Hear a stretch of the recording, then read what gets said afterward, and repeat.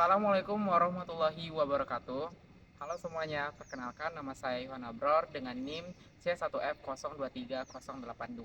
Di video ini saya akan menjelaskan jawaban dari ujian tengah semester mata kuliah manajemen produk halal. Yuk kita langsung bahas satu persatu. Oke, yang pertama itu sejarah regulasi sistem jaminan produk halal di Indonesia. Regulasi mengenai sistem jaminan produk halal di Indonesia yaitu berawal dari meningkatnya kesadaran masyarakat muslim terhadap kehalalan produk. Dasar hukumnya adalah Undang-Undang Nomor 33 Tahun 2014 tentang Jaminan Produk Halal yang menjadi tonggak utama sebelumnya.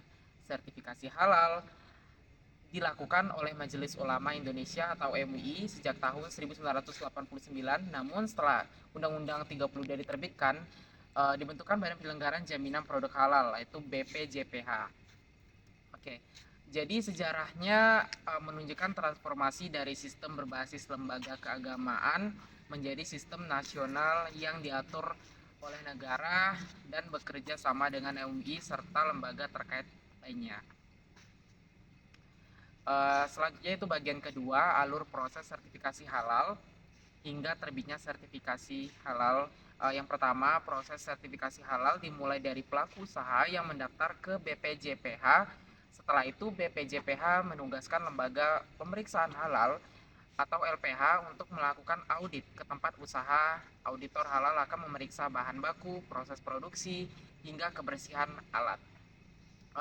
Hasil audit kemudian diserahkan ke Majelis Ulama Indonesia atau MUI untuk dilakukan sidang fatwa halal. Jika dinyatakan halal, BPJPH akan menerbitkan sertifikat halal atau SH secara resmi.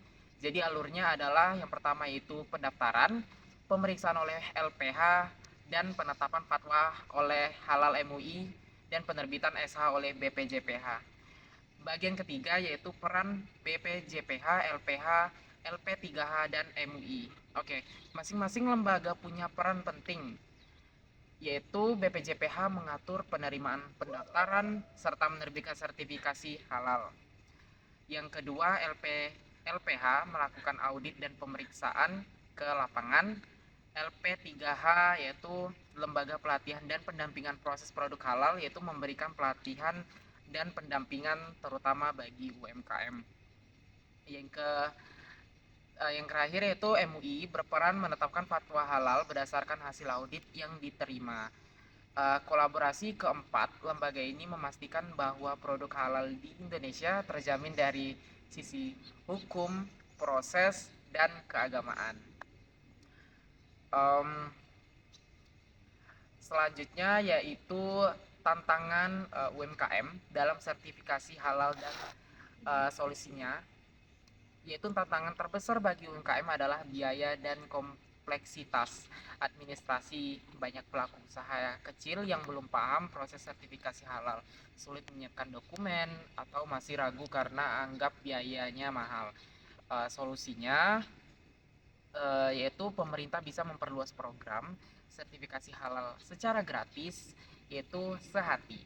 UMKM perlu mengikuti pelatihan dari LP3H, gunakan bahan baku bersertifikasi halal, dan buat sistem jaminan produk halal atau SJPH yang sederhana namun terdokumentasi.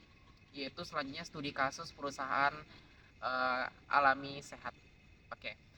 Kasus alami sehat menunjukkan bahwa meski produknya diklaim 100% alami dan halal, ternyata belum semua bahan penolong memiliki sertifikasi halal dan belum SPJPH sebagai terdokumentasi. Yang pertama, permasalahan utamanya tidak ada sistem jaminan halal dan penggunaan bahan yang belum bersertifikat halal. Yang kedua yaitu langkah manajerial yang harus dilakukan, yaitu melakukan identifikasi ulang seluruh bahan baku, mengganti bahan yang belum bersertifikasi halal, menyusun dan menerapkan SJPH, melakukan audit internal halal sebelum mendaftar ke BPJPH. Yang ketiga yaitu pelajaran penting, klaim halal didukung oleh bukti dan sistem yang terstandar bagi pelaku usaha. Ini mengingatkan bahwa kejujuran dan kepatuhan pada regulasi adalah bagian dari nilai halal itu sendiri. Selanjutnya bagian penutup, ini itulah pembahasan saya mengenai sistem jaminan produk halal dan studi kasus alami sehat. Semoga penjelasan ini bermanfaat, menambah wawasan kita semua tentang pentingnya manajemen produk halal di Indonesia. Terima kasih telah menonton. Saya Iwan Abror, pamit undur diri. Saya Iri. Wassalamualaikum warahmatullahi wabarakatuh.